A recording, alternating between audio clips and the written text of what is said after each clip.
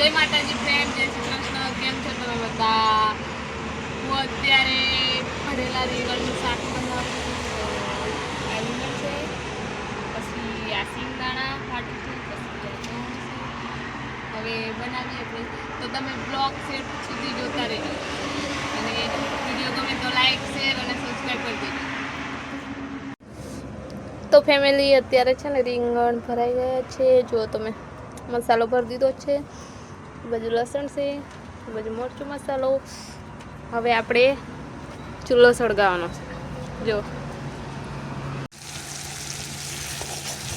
તો ફ્રેન્ડ, જો તમે અત્યારે રીંગણ બનાવવાનું ચાલુ છે.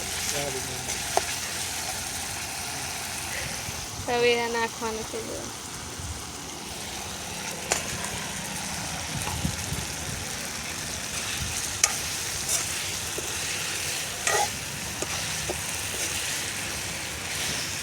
અમે તો આવી રીતે બનાવીએ છીએ ભરેલા રીંગણ. તમે કેવી રીતે બનાવો ને કોમેન્ટમાં કહેજો.